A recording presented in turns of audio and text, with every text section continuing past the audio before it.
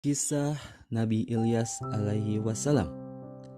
Nabi Ilyas alaihi wasallam diutus oleh Allah Subhanahu wa taala untuk mengingatkan kaum Bani Israel yang kufur, yaitu penduduk negeri Baalbek, sebuah daerah di Lebanon. Mereka menyembah berhala bernama Baal.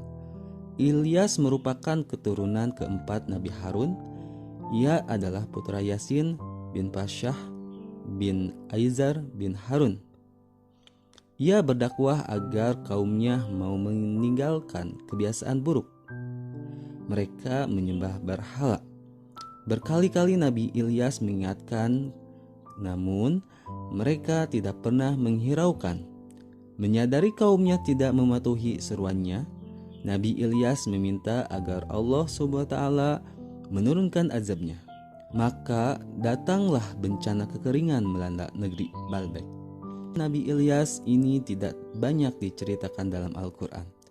Nama Ilyas hanya disebutkan 4 kali, yaitu dalam surat Al-An'am ayat 35 serta surat Asy-Syaffat ayat 123, 129 dan 130. Bencana kekeringan.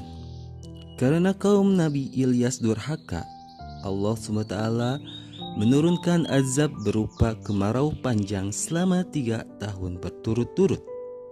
Semua tanaman dan hewan mati karena kelaparan. Kaum Nabi Ilyas akhirnya menyadari kesalahan mereka. Mereka bersedia meninggalkan berhala dan berjanji tidak menyembahnya lagi. Karena mereka sadar, Nabi Ilyas memohon kepada Allah SWT agar menurunkan hujan ke tengah-tengah kaumnya. Namun, setelah menikmati kemakmuran hidup, kaum Nabi Ilyas kembali ingkar. Mengetahui kekufuran kaumnya, Nabi Ilyas pun berdoa kepada Allah agar Allah SWT menarik kembali nikmat yang telah dicurahkan kepada kaumnya, dan mereka kembali ditimpa bencana yang lebih dahsyat daripada bencana sebelumnya. Nabi Ilyas mendapat tugas dari Allah SWT untuk menyadarkan kaum Bani Israel yang suka menyembah berhala. Ilyas mengingatkan kaumnya bahwa berhala yang mereka sembah itu bukan Tuhan yang sebenarnya.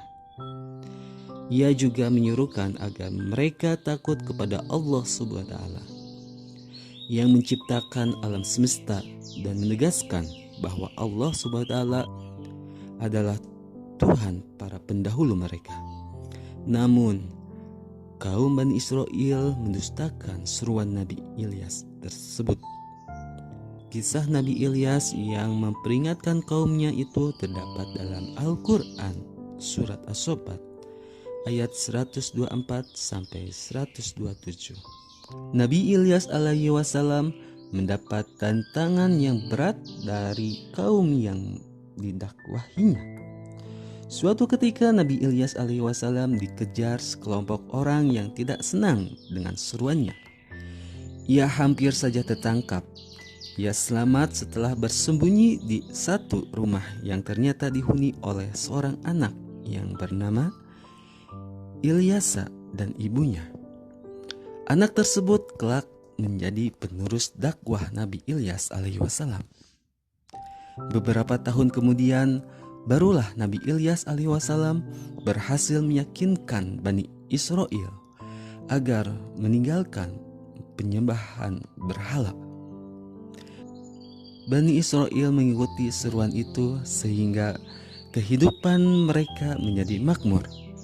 Namun hal tersebut tidak berlangsung lama. Setelah memperoleh kemakmuran, mereka kembali ke jalan yang sesat. Terdapat 2 pendapat mengenai akhir hidup Nabi Ilyas alaihi wasallam. Sumber pertama menjelaskan bahwa Nabi Ilyas alaihi wasallam masih hidup. Saat dikejar-kejar kaumnya untuk dibunuh, Allah SWT mengangkat ke langit. Ada juga yang berpendapat saat ingin dicabut nyawanya, Nabi Ilyas AS memohon untuk tetap hidup agar bisa terus berzikir kepada Allah Subhanahu wa taala. Sehingga Allah Subhanahu wa taala mengangkatnya dan menempatkannya di suatu tempat untuk terus berzikir hingga akhir. Sementara pendapat kedua menerangkan bahwa Nabi Ilyas alaihi wasallam meninggal dunia karena sakit dan usianya yang sudah tua. Wallahu a'lam bishawab.